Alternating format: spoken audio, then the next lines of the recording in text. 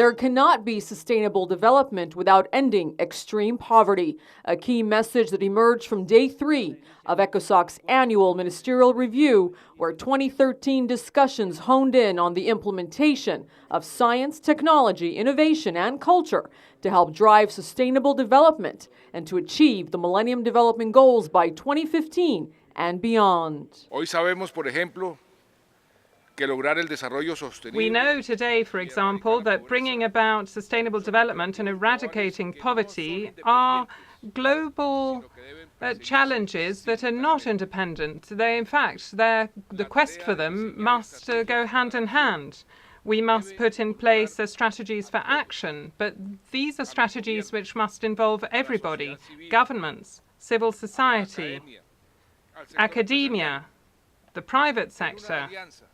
And we must make sure that this alliance appropriately tackles all of the facets of these problems.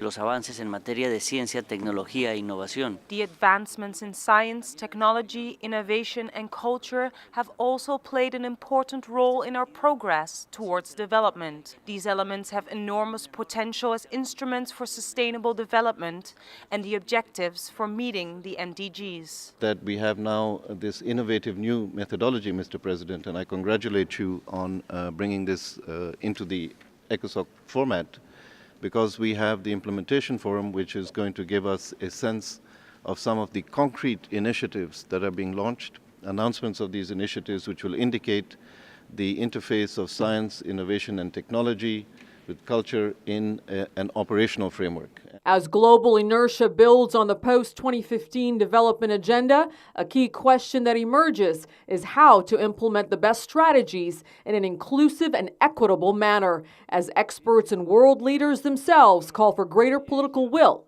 and action on the ground. Poverty is not a simple problem of income. It's, as you very well say, a problem of access to basic needs. And to adopt that approach and promote the access of those basic needs is a much more effective way to reduce poverty.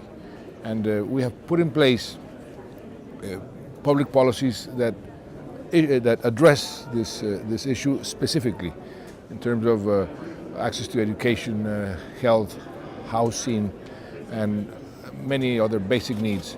We just cannot go into the past where each country was thinking of its own boundaries or thinking of their own patents and their own little dominance of knowledge.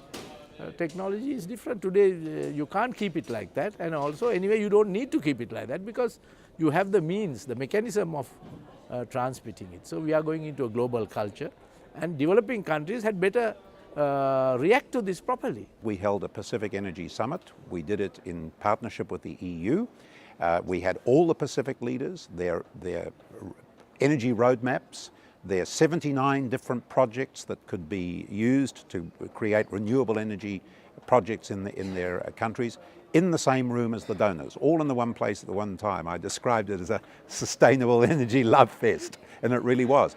And it worked. When it comes to implementation, the best innovative ideas and practices that help save lives and improve livelihoods are key, explained experts. What we're trying here is not just traditional technology transfer, because people don't seem to give up their competitive advantage. They don't want to do that.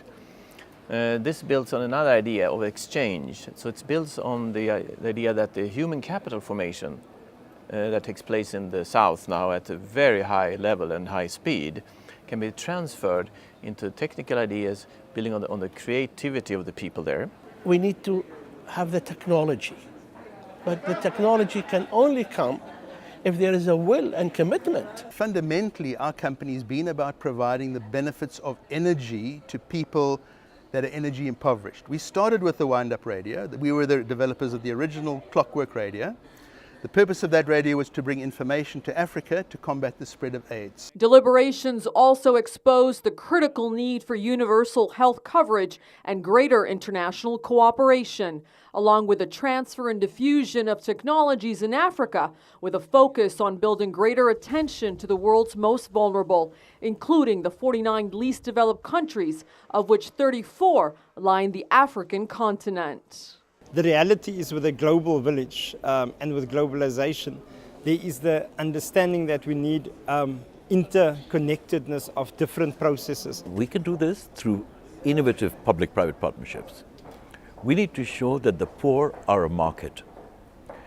When you look at the technology advancements which are taking place in Silicon Valley, Silicon Alley, nowadays those developments know no borders.